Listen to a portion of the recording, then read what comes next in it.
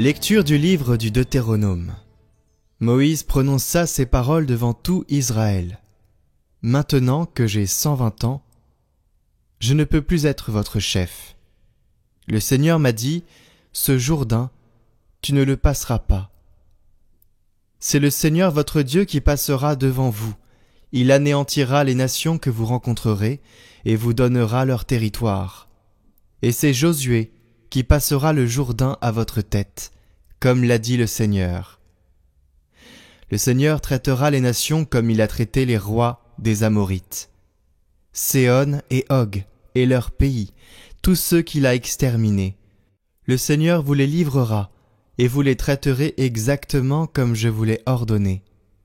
Soyez forts et courageux, ne craignez pas, n'ayez pas peur devant eux. Le Seigneur votre Dieu marche lui-même avec vous. Il ne vous lâchera pas, il ne vous abandonnera pas. Alors Moïse appela Josué et lui dit en présence de tout Israël, « Sois fort et courageux, c'est toi qui vas entrer avec ce peuple dans le pays que le Seigneur a promis par serment à ses pères. C'est toi qui vas remettre au peuple son héritage. C'est le Seigneur qui marchera devant toi. C'est lui qui sera avec toi. Il ne te lâchera pas, il ne t'abandonnera pas. Ne crains pas, ne t'effraie pas. »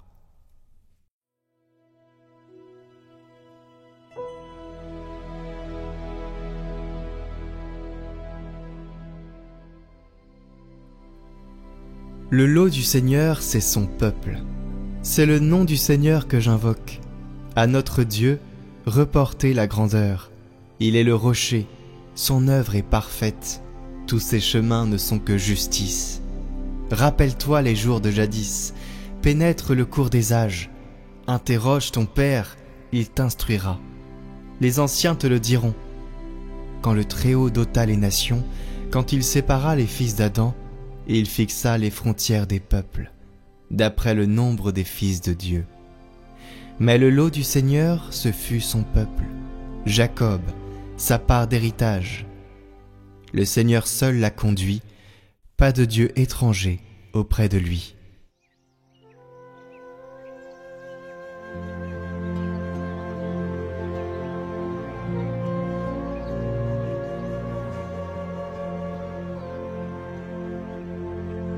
Évangile de Jésus-Christ selon saint Matthieu. À ce moment-là, les disciples s'approchèrent de Jésus et lui dirent : « Qui donc est le plus grand dans le royaume des cieux ? » Alors Jésus appela un petit enfant.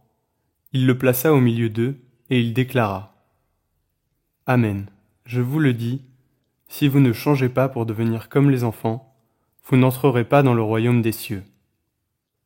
Mais celui qui se fera petit comme cet enfant, celui-là est le plus grand dans le royaume des cieux.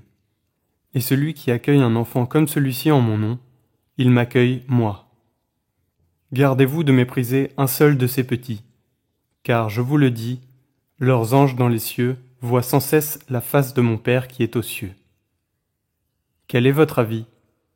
Si un homme possède 100 brebis et que l'une d'entre elles s'égare, ne va-t-il pas laisser les 99 autres dans la montagne pour partir à la recherche de la brebis égarée ? Et s'il arrive à la retrouver, amen, je vous le dis, il se réjouit pour elle, plus que pour les 99 qui ne se sont pas égarés. Ainsi votre Père qui est aux cieux ne veut pas qu'un seul de ses petits soit perdu.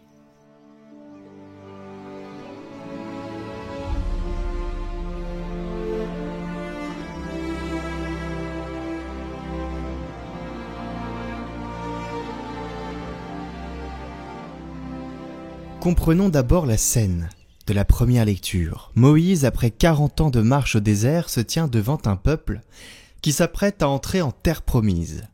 Enfin, il ne franchira pas le Jourdain.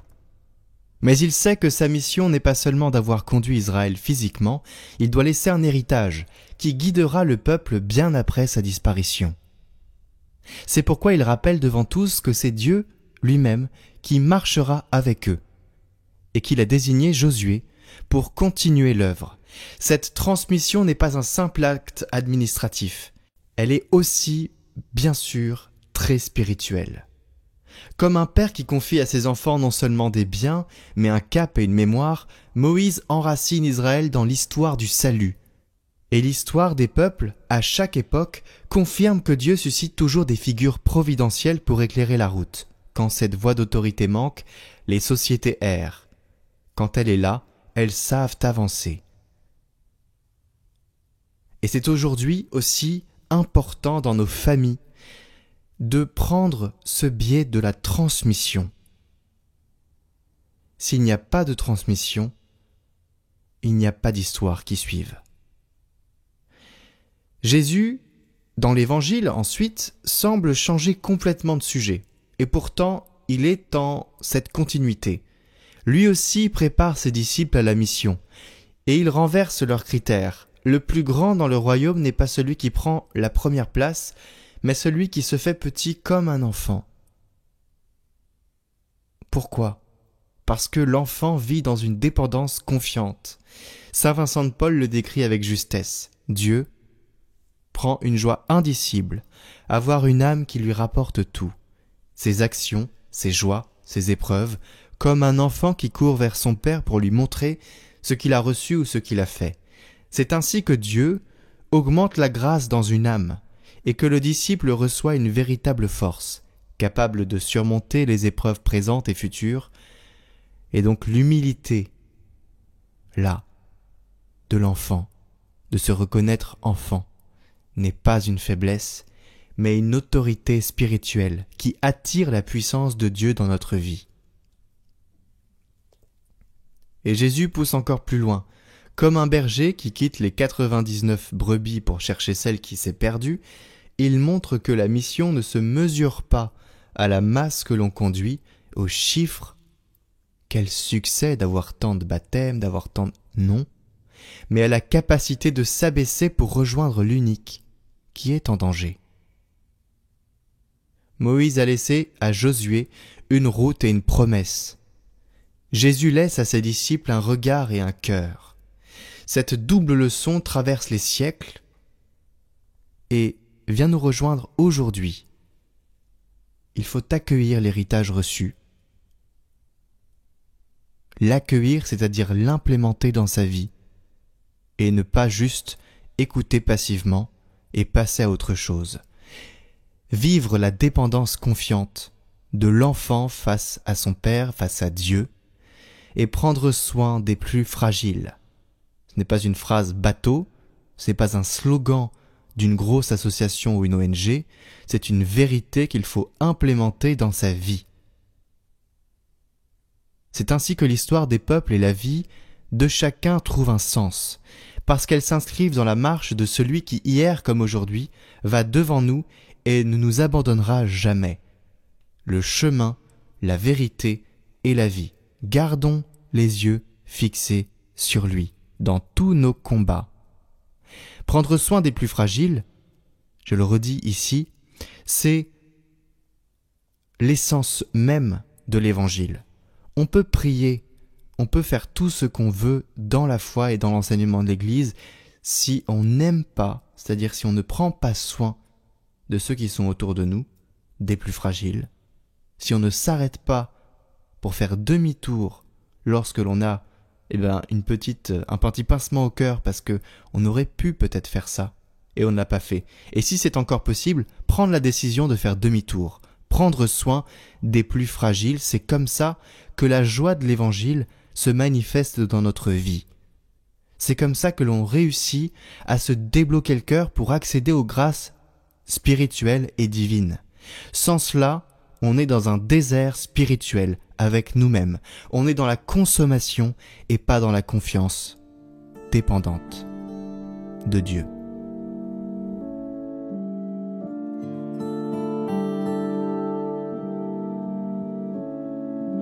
Père, Seigneur du ciel et de la terre, Père, je proclame ta louange, ce que tu as caché aux sages et aux savants.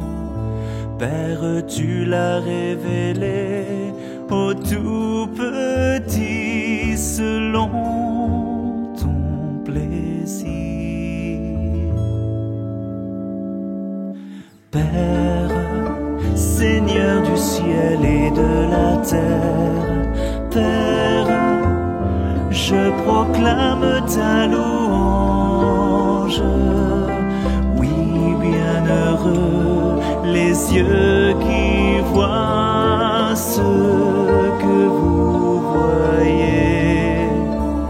Bien des rois et des prophètes auraient voulu voir ce que vous voyez.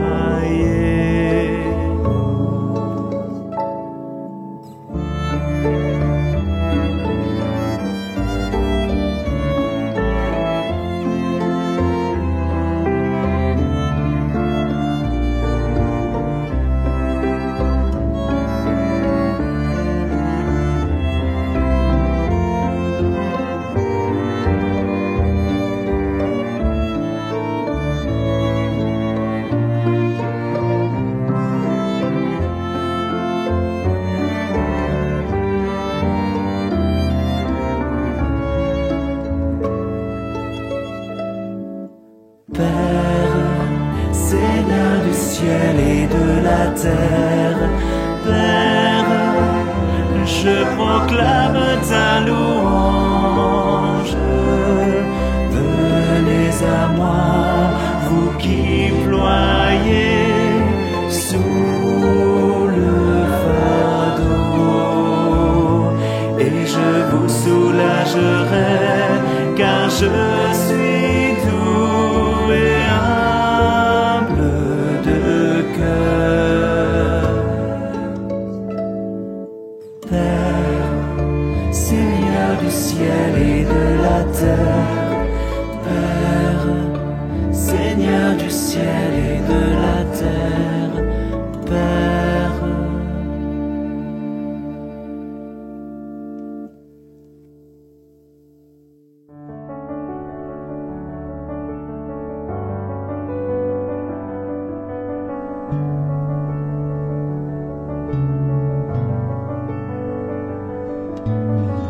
Mère, donne-nous ton regard.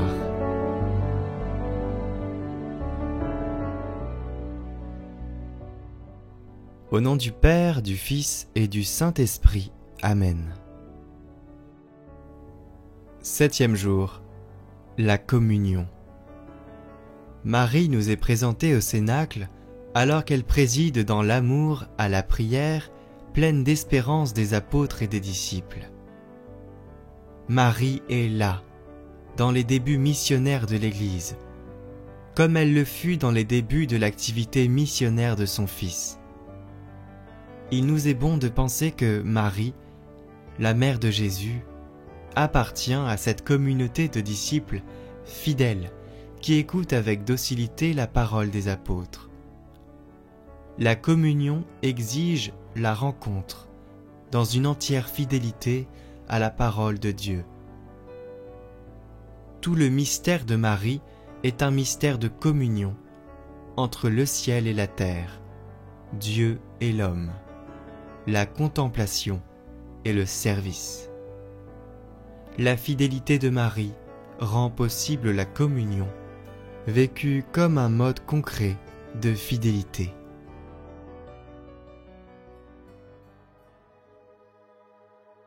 Béni sois-tu, Seigneur Dieu.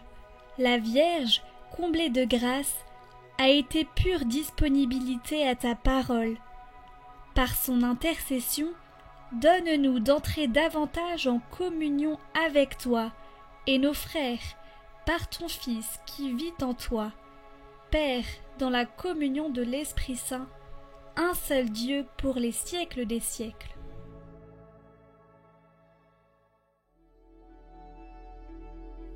Marie, je te confie mon intention.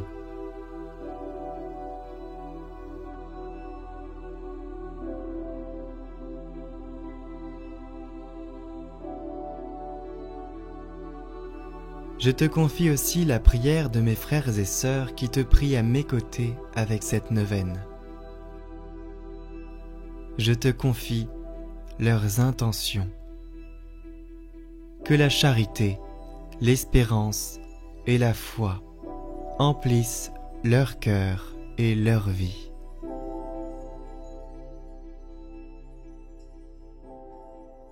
Je vous salue Marie, pleine de grâce, le Seigneur est avec vous. Vous êtes bénie entre toutes les femmes, et Jésus, le fruit de vos entrailles, est béni. Sainte Marie, Mère de Dieu, priez pour nous pauvres pécheurs, maintenant et à l'heure de notre mort. Amen. Je vous salue Marie, pleine de grâce, le Seigneur est avec vous. Vous êtes bénie entre toutes les femmes, et Jésus, le fruit de vos entrailles, est béni. Sainte Marie, Mère de Dieu, priez pour nous pauvres pécheurs, maintenant et à l'heure de notre mort. Amen. Je vous salue Marie, pleine de grâce, le Seigneur est avec vous. Vous êtes bénie entre toutes les femmes, et Jésus, le fruit de vos entrailles, est béni. Sainte Marie, Mère de Dieu, priez pour nous pauvres pécheurs, maintenant et à l'heure de notre mort. Amen. Je vous salue Marie, pleine de grâce, le Seigneur est avec vous. Vous êtes bénie entre toutes les femmes, et Jésus, le fruit de vos entrailles, est béni. Sainte Marie, Mère de Dieu, priez pour nous pauvres pécheurs, maintenant et à l'heure de notre mort. Amen. Je vous salue Marie, pleine de grâce, le Seigneur est avec vous. Vous êtes bénie entre toutes les femmes, et Jésus, le fruit de vos entrailles, est béni. Sainte Marie, Mère de Dieu, priez pour nous pauvres pécheurs, maintenant et à l'heure de notre mort. Amen. Je vous salue Marie, pleine de grâce, le Seigneur est avec vous. Vous êtes bénie entre toutes les femmes, et Jésus, le fruit de vos entrailles, est béni. Sainte Marie, Mère de Dieu, priez pour nous pauvres pécheurs, maintenant et à l'heure de notre mort. Amen. Je vous salue Marie, pleine de grâce, le Seigneur est avec vous. Vous êtes bénie entre toutes les femmes, et Jésus, le fruit de vos entrailles, est béni. Sainte Marie, Mère de Dieu, priez pour nous pauvres pécheurs, maintenant et à l'heure de notre mort. Amen. Je vous salue Marie, pleine de grâce, le Seigneur est avec vous. Vous êtes bénie entre toutes les femmes, et Jésus, le fruit de vos entrailles, est béni. Sainte Marie, Mère de Dieu, priez pour nous pauvres pécheurs, maintenant et à l'heure de notre mort. Amen. Je vous salue Marie, pleine de grâce, le Seigneur est avec vous. Vous êtes bénie entre toutes les femmes, et Jésus, le fruit de vos entrailles, est béni. Sainte Marie, Mère de Dieu, priez pour nous pauvres pécheurs, maintenant et à l'heure de notre mort. Amen.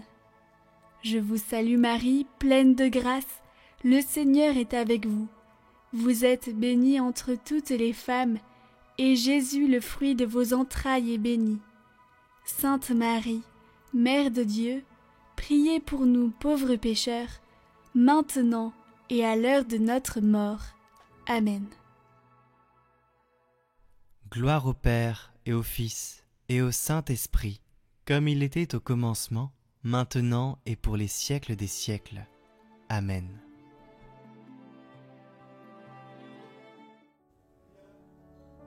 Chers amis, comme je vous avais promis la fin de la neuvaine au Saint Curé d'Ars.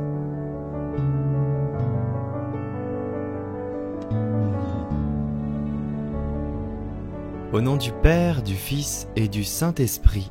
Amen. 9e jour. Le désir du ciel. Saint Jean-Marie Vianney. La première parole que vous avez adressée au petit berger en arrivant à Ars fut « Tu m'as montré le chemin d'Ars, je te montrerai le chemin du ciel. » Vous avez voulu faire de tous vos paroissiens des saints. Vous avez voulu les conduire vers le Père, vous avez désiré qu'ils prennent conscience de leur si belle vocation. participer à ce que Dieu est pour l'éternité.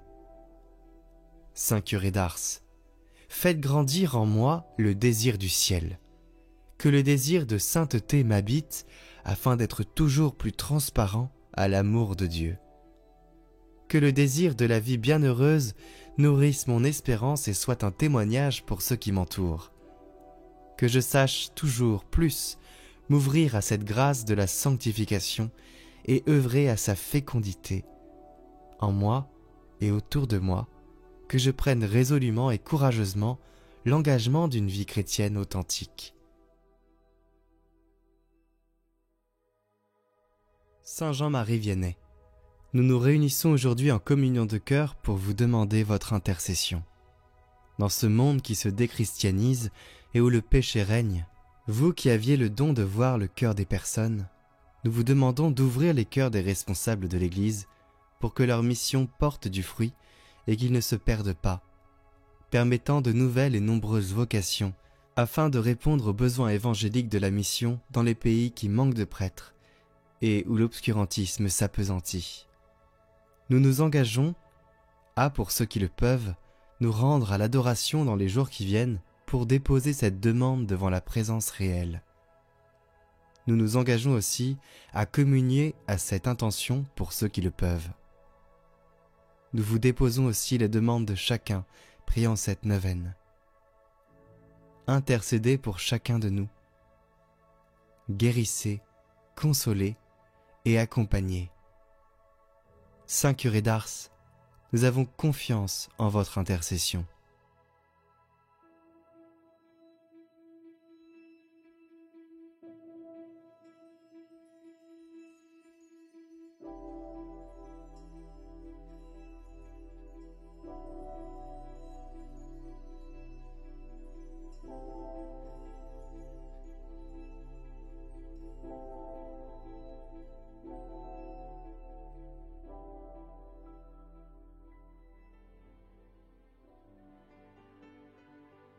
Notre Père qui êtes aux cieux, que votre nom soit sanctifié, que votre règne vienne, que votre volonté soit faite sur la terre comme au ciel.